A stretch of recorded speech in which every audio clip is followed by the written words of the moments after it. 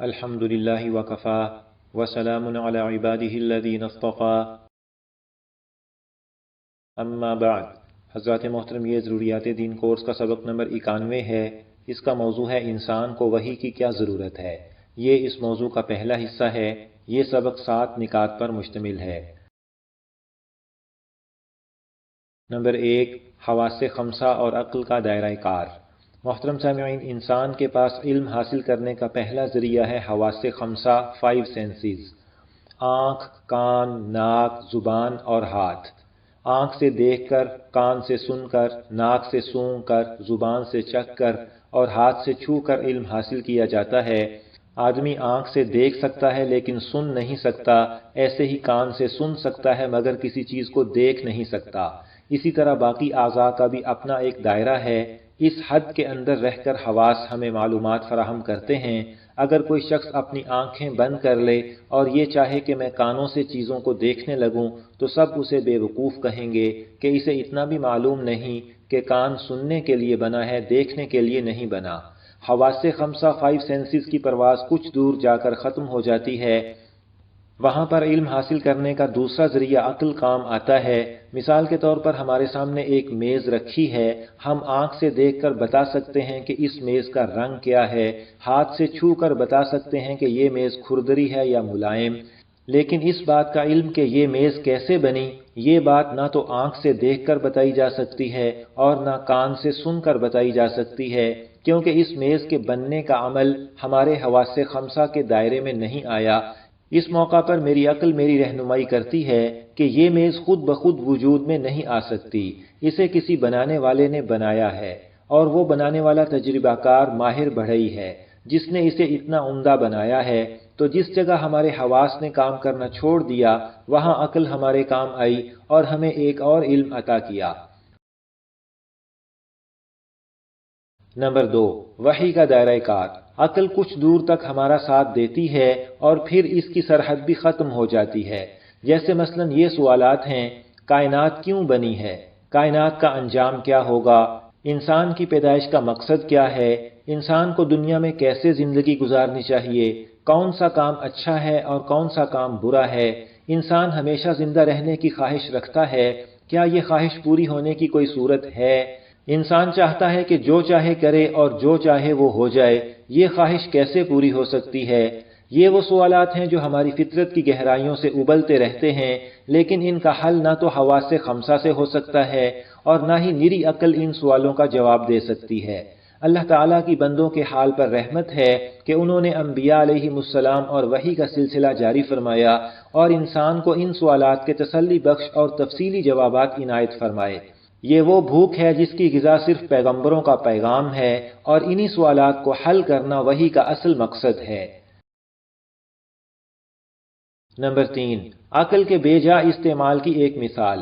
آج کل عقل پرستی کا بڑا زور ہے اور کہا جاتا ہے کہ ہر چیز کو عقل کی ترازو میں تول کر اختیار کریں گے، لیکن عقل کے پاس کوئی ایسا لگا بندہ اصول نہیں جو عالمی حقیقت، یونیورسل ٹروتھ رکھتا ہو، جسے ساری دنیا کے انسان تسلیم کر لیں اور اس کے ذریعے اپنے لیے اچھائی اور برائی کا معیار تجویز کر سکیں کہ کون سی چیز اچھی ہے اور کون سی چیز بری ہے، کسے اختیار کرنا چاہیے اور کس سے بچنا چاہیے۔ مثال کے طور پر ایک بہن اپنے بھائی کو راحت پہنچانے کے لیے کھانا پکاتی ہے، اس کے سونے کے لیے بستر تیار کرتی ہے، اس کی ضروریات کو سنوار کر رکھتی ہے، وہ بیمار ہو جائے تو اس کی تیمارداری کرتی ہے۔ غرض یہ کہ اپنے بھائی کو آرام پہنچانے کے لیے اس قسم کی جو بھی خدمت انجام دیتی ہے اسے اچھا سمجھا جاتا ہے، لیکن اگر یہی بہن اپنے بھائی کی جنسی تسکین کے لیے اپنے آپ کو پیش کرے تو اس پر لعنت و ملامت کی بوچھاڑ ہو جاتی ہے۔ اگر آپ وحی کی تعلیمات کو چھوڑ کر خالص اور آزاد عقل کی بنیاد پر اس گھنونے فعل کو ناجائز ثابت کرنا چاہیں تو ہرگز ثابت نہیں کر سکتے۔ آپ کہیں گے کہ اس فعل سے نسب محفوظ نہیں رہتا، اس پر سوال ہوگا کہ نسب محفوظ رکھنا ہی کیا ضروری ہے؟ آپ کہیں گے کہ یہ فعل بڑی بے حیائی کی بات ہے، اس پر سوال ہوگا کہ حیا اور بے حیائی کے یہ سب تصورات مذہب، اخلاق یا معاشرے کے بنائے ہوئے ہیں، ورنہ عقلی اعتبار سے عجیب معاملہ ہے کہ ایک عورت اپنا جسم ایک بالکل انجان آدمی کے حوالے کر دے تو یہ حیاداری ہے، اور جس بے تکلف شخص کے ساتھ اس کا بچپن گزرا ہے اس کے حوالے کر دے تو یہ بے حیائی ہے۔ غرض آپ خالص عقل کی بنیاد پر اس سوال کو حل کرنا چاہیں تو یہ قیامت تک حل نہیں ہو سکے گا، اور یہ محض ایک مفروضہ ہی نہیں، آج کی آزاد عقل نے تو اس قسم کے بے شمار سوالات اٹھا ہی رکھے ہیں۔ پرانے زمانے میں بھی جب کسی نے خالص اور آزاد عقل کی بنیاد پر یہ مسائل حل کرنے کی کوشش کی، وہ ہمیشہ عقلی سوال جواب کی بھول بھلیاں میں گم ہو کر رہ گیا۔ یقین نہ آئے تو فرقہ باطنیہ کے حالات کا مطالعہ کیجئے۔ عالم اسلام میں آج سے تقریباً 800 سال پہلے ایک فرقہ باطنیہ پیدا ہوا تھا۔ اس کا ایک مشہور لیڈر عبید اللہ بن حسن کیروانی ہے۔ یہ لکھتا ہے، اس سے زیادہ تعجب کی بات کیا ہو سکتی ہے کہ لوگ عقل کا دعویٰ کرنے کے باوجود اس قسم کی بے عقلیاں کرتے ہیں کہ ان کے پاس ایک حسین و جمیل بہن یا بیٹی ہوتی ہے اور خود ان کی بیوی ایسی حسین نہیں ہوتی، اس کے باوجود وہ اپنی بہن یا بیٹی کو اپنے اوپر حرام سمجھ کر اس کو ایک اجنبی شخص کے حوالے کر دیتے ہیں۔ اگر یہ جاہل عقل سے کام لیتے تو انہیں احساس ہوتا کہ ایک اجنبی کے مقابلے میں اپنی بہن اور بیٹی کے وہ خود زیادہ حقدار تھے۔ دراصل اس نادانی کی ساری وجہ یہ ہے کہ ان کے رہنماؤں نے ان پر دنیا کی لذتیں حرام کر دی ہیں۔ اور پھر کمال یہ ہے کہ عبید اللہ کیروانی جس کی عبارت اوپر لکھی گئی ہے، یہ قرآن مجید کا کھلا منکر نہیں تھا، بلکہ قرآن مجید میں عقل کی بنیاد پر بے جا تعویلیں کرتا تھا، اور یہ دعویٰ کرتا تھا کہ قرآن مجید کے جو معنی ظاہری طور پر سمجھ آتے ہیں، در حقیقت وہ مراد نہیں، حقیقی مطلب کچھ اور ہے۔ نمبر 4، عقل کا صحیح مقام اور استعمال۔ حضرات محترم، عقل سے بالکل کام نہ لینا بھی غلطی ہے، اور ہر بات کا فیصلہ عقل سے کرانا بھی غلطی ہے۔ عقل کا صحیح استعمال یہ ہے کہ اس سے توحید اور رسالت کو سمجھا جائے اور وحی کا وحی ہونا معلوم کیا جائے، اور اس کے بعد دین کے احکام میں اللہ اور اس کے رسول کے حکم کے سامنے گردن جھکا دی جائے، چاہے وحی کے حکم کی حکمت اور فائدہ سمجھ میں آئے یا نہ آئے۔ نمبر 5، توحید کی دلیل کی وضاحت عام فہم مثالوں سے۔ خوش خط تحریر دیکھ کر معلوم ہو جاتا ہے کہ یہ تحریر کسی اچھے خوش نویس کی لکھی ہوئی ہے۔ خوبصورت تصویر بتاتی ہے کہ تصویر بنانے والا ماہر مصور ہے، اور عمدہ بنا ہوا مکان کہتا ہے کہ مجھے بنانے والا باکمال ہے۔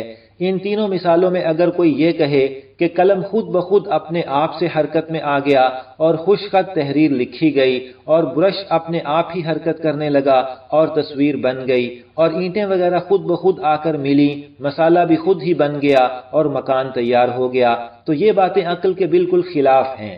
بے جان مادہ جس میں نہ عقل ہے، نہ اختیار ہے، نہ علم ہے، اس سے خود بخود کوئی کام کیسے ہو سکتا ہے؟ اب ذرا کائنات پر ایک نظر ڈالیے۔ سورج اور چاند خاص وقت پر طلوع ہوتے ہیں اور غروب ہوتے ہیں، دن اور رات ترتیب کے ساتھ آتے جاتے ہیں، گرمی، سردی، بہار، خزاں، یہ سب موسم اپنے وقت سے آگے پیچھے نہیں ہوتے، ہوائیں چلتی ہیں، بادل بنتے ہیں، بارش برستی ہے، زمین سے طرح طرح کے پودے، درخت اور پھل پھول اگتے ہیں، چشمے، نہریں اور دریا رواں دواں ہیں، زمین کے سینے میں طرح طرح کی معدنیات چھپی ہوئی ہیں۔ الغرض کائنات میں جس چیز کو دیکھو اعلیٰ درجے کے نظم و ضبط کی پابند ہے۔ کیا یہ سب کچھ اندھے اور بہرے بے شعور مادے کی خصوصیات سے خود بخود ہی ہو سکتا ہے؟ ہرگز نہیں۔ یہ سب کسی بڑے علم والے، بڑی حکمت والے، بڑی قدرت والے اکیلے بادشاہ کا بنایا ہوا اور چلایا ہوا نظام ہے۔ ذرا انسان کی پیدائش کو دیکھیے، مٹی سے قسم قسم کی غذائیں بنی، غذا سے نطفہ بنا، ماں کے رحم میں پانی کی 2 بوندوں کا ملاپ ہوا، پھر اسے جمے ہوئے خون کی شکل ملی، پھر لوتھڑا بنا، پھر اس میں ہڈیاں بنی، گوشت پیدا ہوا، زندگی عطا ہوئی، دیکھنے، سننے، سوچنے سمجھنے کی صلاحیت پیدا ہوئی، 9 ماہ بعد جیتا جاگتا انسان پیدا ہوا، بچپن، لڑکپن، جوانی، بڑھاپا اور پھر موت۔ جس ذات پاک کے علم، قدرت اور حکمت کے کمال سے یہ سارا پروسیس اول تا آخر ہوا ہے، وہی اللہ تعالی وحدہ لا شریک کی ذات پاک ہے، جو کروڑوں انسانوں کی شکل و صورت ایک دوسرے سے الگ بناتا ہے، جو کروڑوں انسانوں میں سے کسی کے فنگر پرنٹس دوسرے سے ملنے نہیں دیتا۔ اسی کے بارے میں ارشاد ہے، هو الذی یصورکم فی الارحام کیف یشاء لا الہ الا هو العزیز الحکیم۔ وہی ہے جو ماؤں کے پیٹ میں جس طرح چاہتا ہے تمہاری صورتیں بناتا ہے، اس کے سوا کوئی معبود نہیں، وہ زبردست اقتدار کا بھی مالک ہے، اعلیٰ درجے کی حکمت کا بھی۔ اور ارشاد ہے، هو الذی خلقکم من تراب ثم من نطفہ ثم من علقة ثم يخرجكم طفلا ثم لتبلغوا أشدكم ثم لتكونوا شيوخا ومنكم من يتوفى من قبل ولتبلغوا أجلا مسمى ولعلكم تعقلون هو الذي يحيي ويميت فإذا قضى أمرا فإنما يقول له كن فيكون۔ وہی ہے جس نے تمہیں مٹی سے پیدا کیا، پھر نطفے سے، پھر جمے ہوئے خون سے، پھر وہ تمہیں بچے کی شکل میں باہر لاتا ہے، پھر وہ تمہاری پرورش کرتا ہے تاکہ تم اپنی بھرپور طاقت کو پہنچ جاؤ اور پھر بوڑھے ہو جاؤ، اور تم میں سے کچھ وہ ہیں جو اس سے پہلے ہی وفات پا جاتے ہیں، اور تاکہ تم ایک مقرر وقت تک پہنچ جاؤ، اور یہ سب کچھ اس لیے کیا تاکہ تم لوگ ان باتوں میں غور کر کے اللہ تعالیٰ کی توحید کو سمجھو۔ وہی ہے جو زندگی دیتا ہے اور موت دیتا ہے، اور جب وہ کسی کام کا فیصلہ کر لیتا ہے تو اس سے صرف اتنا کہتا ہے کہ ہو جا، بس وہ ہو جاتا ہے۔ نمبر 6، نبی اکرم صلی اللہ علیہ وسلم کے نبی ہونے کی دلیل۔ محترم سامعین، انبیاء کرام کے نبی ہونے کی دلیل ان کے معجزات ہوتے ہیں۔ ہمارے نبی صلی اللہ علیہ وسلم کے ہاتھ پر بھی اللہ تعالیٰ نے بہت سے معجزے ظاہر فرمائے، چنانچہ ان میں سے ایک زندہ جاوید معجزہ قرآن مجید ہے جو ہمارے ہاتھوں میں موجود ہے۔ نمبر 7، قرآن و حدیث نے سائنس اور ٹیکنالوجی کیوں نہیں سکھائی؟ ایک شبہ یہ پیش کیا جاتا ہے کہ یہ سائنس اور ٹیکنالوجی کی ترقی کا دور ہے، ساری دنیا ان چیزوں میں ترقی کر رہی ہے، اور ہمارا قرآن اور ہماری حدیث اس بارے میں نہیں بتاتے۔ نہ ایٹم بم بنانے کا فارمولہ ان میں ہے، نہ ہائیڈروجن بم بنانے کا طریقہ۔ اس کا جواب یہ ہے کہ یہ چیزیں تجربے اور انسان کی اپنی محنت سے تعلق رکھتی ہیں۔ وہی ان مسائل کے حل کے لیے ہے جو انسان اپنی فکر اور محنت سے حل نہیں کر سکتا۔ وہی کے عظیم الشان مقصد کے سامنے ان چیزوں کی کوئی حیثیت نہیں۔ اس کی مثال ایسی ہے کہ میڈیکل سائنس کی کتاب پر کوئی یہ اعتراض کرے کہ اس میں جوتے مرمت کرنے کا طریقہ کیوں نہیں لکھا ہوا۔ یہاں پر ضروریات دین کورس کا سبق نمبر 91 مکمل ہوا۔ انشاءاللہ تعالی سبق نمبر 92 اس موضوع کا دوسرا حصہ ہوگا۔ اللہ تعالی ہمیں وحی کی تعلیمات کی قدر کرنے کی توفیق عطا فرمائے، آمین۔